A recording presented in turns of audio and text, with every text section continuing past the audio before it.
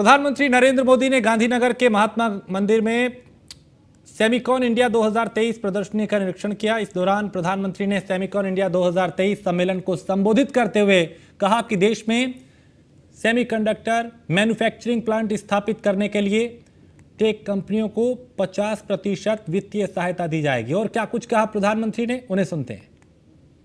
Bharat semiconductor industry के लिए एक अच्छा एनर्जी कंडक्टर बनने के लिए हर चेक बॉक्स को टिक कर रहा है।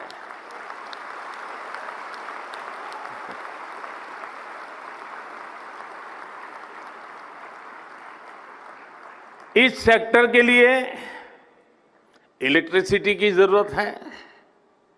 बीते एक दशक में हमारी सोलर पावर इंस्टॉल कैपेसिटी 20 गुना से ज्यादा हो चुकी है। इस दशक के अंत तक हमने 500 गीगावाट की रिन्यूएबल एनर्जी कैपेसिटी का टारगेट रखा है। Solar PV modules, green hydrogen और इलेक्ट्रोलाइजर के उत्पादन के लिए कई बड़े कदम उठाए हैं। भारत में हो रहे पॉलिसी रिफॉर्म्स का भी पॉजिटिव इंपैक्ट सेमीकंडक्टर इकोसिस्टम के निर्माण पर पड़ेगा। हमने नई मैन्युफैक्चरिंग इंडस्ट्री के लिए कई तरह के टैक्स छूट का ऐलान भी किया है।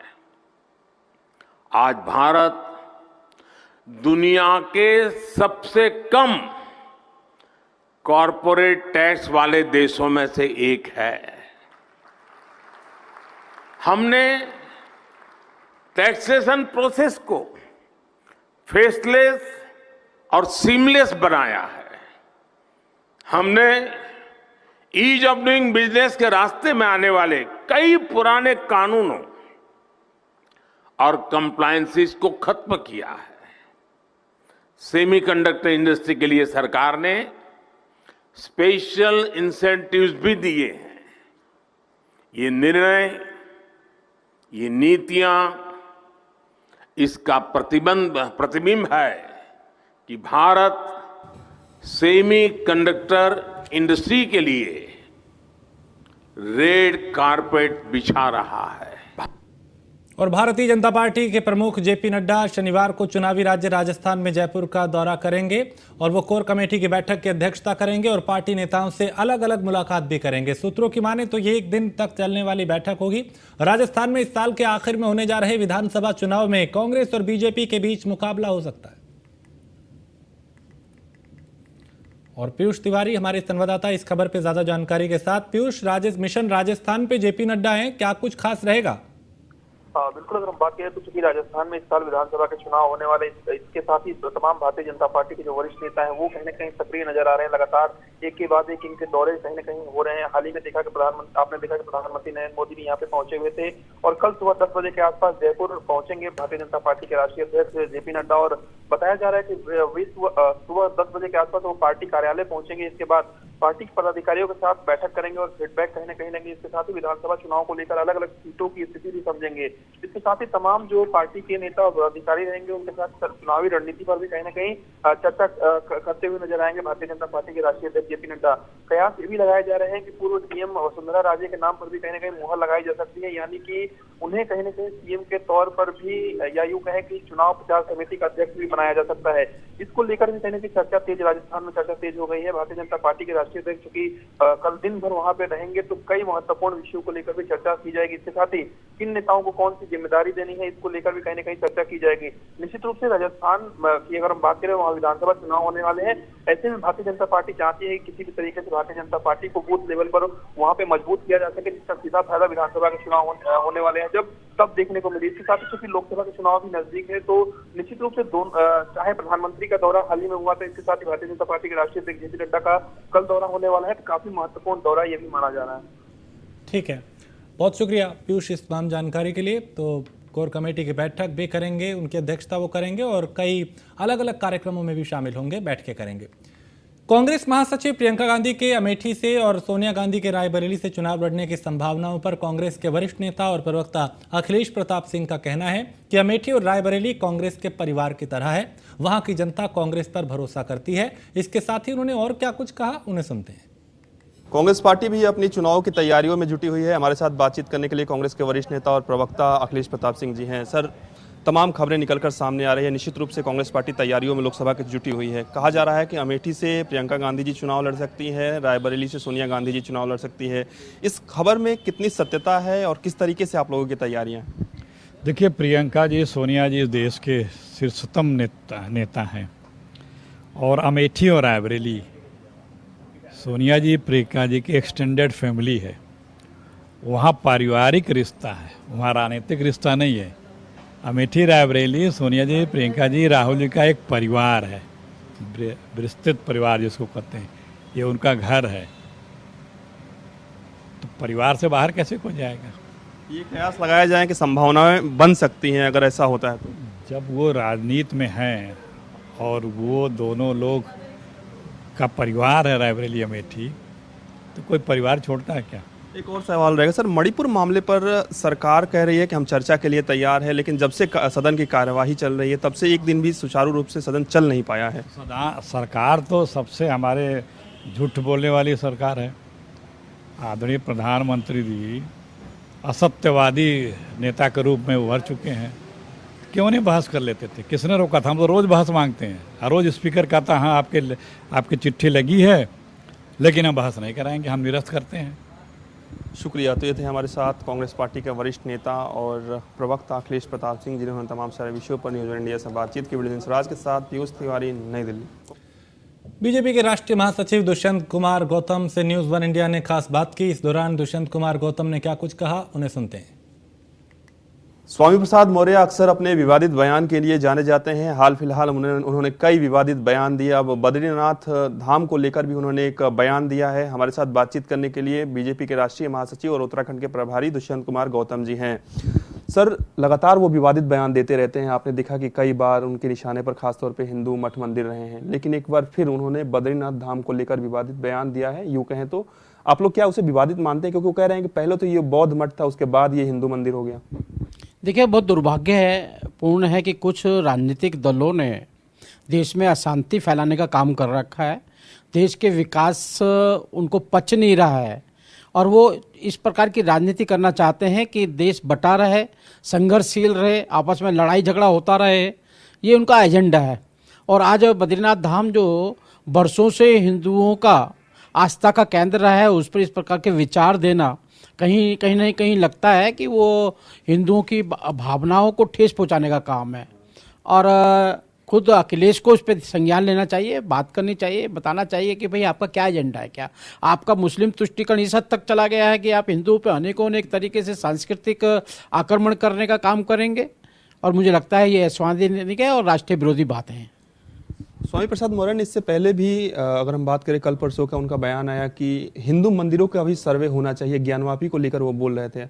आपको लगता है कि ये बयान जायज़ है और वाकई में हिंदू मंदिरों की सर्वे कराने की जरूरत है? नहीं, सर्वे की आवश्यकता क्यों है? क्या कारण है? वो ऐसा बयान क्यों दे रहे हैं? उसमें मंदिर हैं, आस्था के केंद्र हैं, अपने अपने एरियो के अंदर है, कोई गांव के अंदर है, कोई शहर के अंदर, कोई अपने प्रदेश ऑल इंडिया के लेवल पर है। सबके अपना आस्था का केंद्र है और वहाँ पर जो भी होता है धार्मिक भावनाओं से होता है और एक दयालुपन होता है, वहाँ पे श्रद्धा होती है, वहाँ प्यार होता है वहाँ पर। और मुझे लगता है कहीं ना कहीं ये समाज के अंदर एक जहर घोलने का काम कर रहे हैं। और सर्वे करना चाहिए तो ये सर्वे करना चाहिए, कोई अनैतिक कार्य तो नहीं हो रहे। कोई अनैतिक कार्य तो आप बताइए, कोई उदाहरण दीजिएगा, कोई एग्जाम्पल बताइए कि आप यहाँ पे अनैतिक कार्य होता है, उसकी सर्वे किया जाता है। लेकिन ऐसे ही कह देना कि सबके सर्वे किए जाना चाहिए। आप सरकार चलाएंगे, आप देश को चलाएंगे, आप जनता की भावना को ठेस पहुँचाकर क्या हीरो बनना चाहते हैं? ये दुर्भावनापूर्ण है। धन्यवाद सर, हमारे साथ बातचीत करने के लिए थे राष्ट्रीय महासचिव बीजेपी के दुष्यंत कुमार गौतम, जिन्होंने तमाम सारे विषयों पर न्यूज़ वन इंडिया से बातचीत की। वीरेंद्र स्वराज के साथ पीयूष तिवारी, नई दिल्ली। केंद्रीय खेल मंत्री अनुराग ठाकुर का बयान सामने आया। अनुराग ठाकुर ने कहा कि खेलो इंडिया के माध्यम से देश की खेल प्रतिभाओं को निखारने का काम किया जा रहा है। साथ ही सीएम योगी की तारीफ करते हुए अनुराग ठाकुर ने कहा कि खेलों के विकास को लेकर जो सीएम योगी की सरकार ने किया है वो पहले कभी नहीं हो पाया। शुरुआत है जहां पर 1000 से ज़्यादा बेटियों ने खेलों में भाग लिया, और अगर ऐसी शुरुआत हर समाचार पत्र समूह करे, हर चैनल करे, हर चुना हुआ प्रतिनिधि करे, तो देश में खेलों का एक नया वातावरण तैयार होगा। और जब खिलाड़ियों को मंच मिलेंगे अपनी प्रतिभा दिखाने के लिए और हमें मौका मिलेगा उनको चुनने का, तराशने का, तो भविष्य में खेलों का बड़ा सुनहरा, ऐसा मैं कह सकता हूँ, भविष्य देखने को मिलेगा। और यहाँ एक छोटे से ब्रेक के लिए रुकेंगे। ब्रेक के उस पार कुछ और खबरें। मुख्तार अंसारी के बेटे उमर अंसारी को सुप्रीम कोर्ट से झटका लगा है। सुप्रीम कोर्ट ने एनबीडब्ल्यू रद्द करने से इनकार कर दिया है। उमर अंसारी ने की थी एनबीडब्ल्यू को रद्द करने की मांग और सुप्रीम कोर्ट ने उमर अंसारी को निचली अदालत में जाने को कहा है। चुनावी रैली में उमर अंसारी ने विवादित बयान दिया था।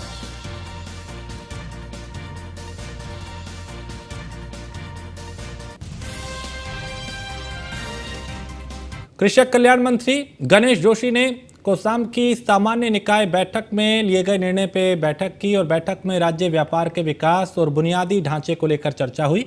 इस दौरान मंत्री ने कहा कि सभी सदस्यों और प्रत्येक राज्य को कृषि वस्तु को मजबूत करना चाहिए, साथ ही किसानों को विकल्प प्रदान करने की बात कही। बिहार के किशनगंज में मुहर्रम को लेकर शांति समिति ने बैठक की, जिसमें मुहर्रम कमेटी और नागरिक एकता मंच के सभी सदस्य शामिल हुए। बैठक में जिला पदाधिकारी श्रीकांत शास्त्री ने अधिकारियों को जरूरी दिशा निर्देश दिए, साथ ही असामाजिक तत्वों के खिलाफ कड़ी निगरानी रखने के निर्देश भी दिए।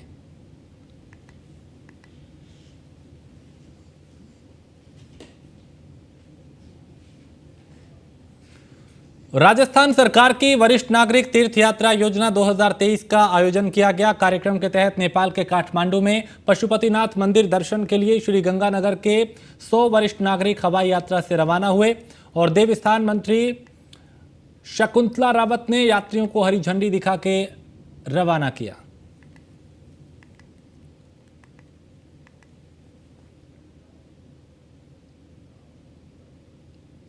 जम्मू कश्मीर के रियासी जिले में बुदुल मोहर रोड पर भारी भूस्खलन हुआ और भूस्खलन होने से मार्ग पूरी तरह बंद हो गया। वहीं भूस्खलन का एक वीडियो सोशल मीडिया पर वायरल हो रहा है। वीडियो में जमीन का एक बड़ा हिस्सा ढहते हुए दिखाई दे रहा है।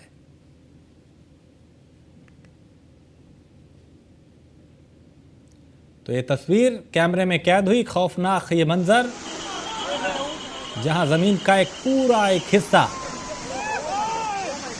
ढहता हुआ दिखाई दे रहा है।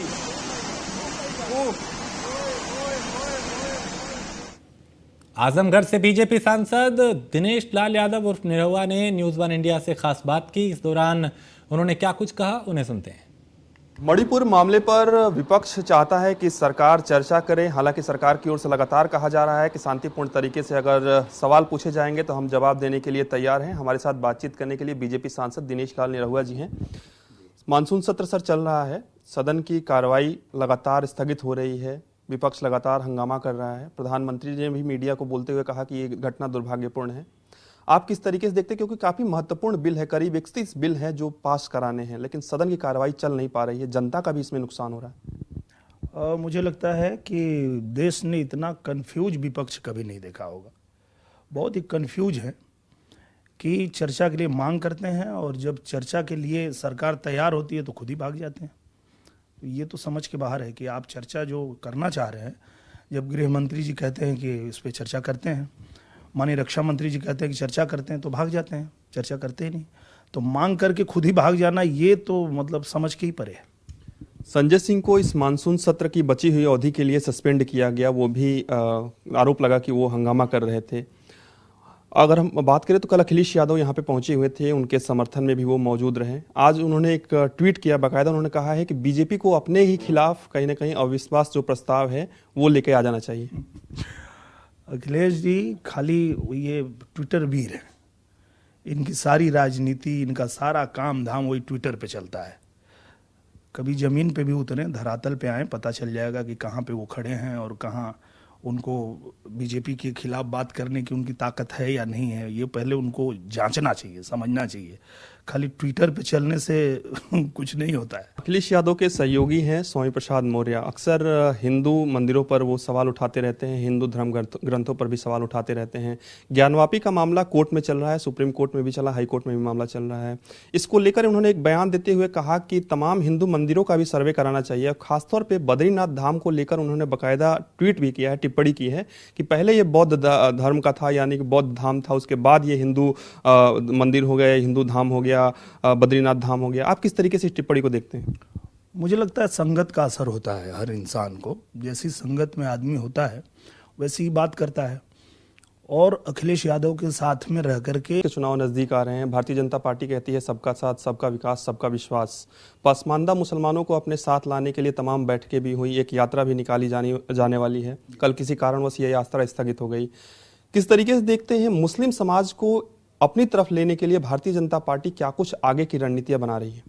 मुझे लगता है कि चाहे देश का कोई भी समाज हो, भारतीय जनता पार्टी की सरकार सबके लिए बराबर काम करती है। वो कहीं भी ये भेदभाव नहीं करती है, चाहे वो मुसलमान हो, चाहे हिंदू हो, सिख हो, ईसाई हो, सबके लिए समान रूप से सरकार काम करती है। अगर कोई भी सुविधा, कोई भी लाभ हिंदू को मिलता है तो मुसलमान को भी मिलता है। उसमें ये नहीं पूछने जाते हैं कि आप मुसलमान हैं कि हिंदू हैं। धन्यवाद। तो ये थे हमारे साथ बीजेपी सांसद दिनेश लाल निरहुआ, जिन्होंने तमाम सारे विषयों पर न्यूज़ वन इंडिया से बातचीत की। विजिलेंस राज के साथ पीयूष तिवारी, नई दिल्ली। मणिपुर मुजफ्फरनगर में प्रधान के घर बदमाशों ने फायरिंग कर दी, जिसके बाद हड़कंप मच गया। वहां बताया जा रहा है कि बदमाशों ने करीब 25 राउंड फायर किए। ये पूरा मामला भोपा के सिकंदरपुर गांव का है।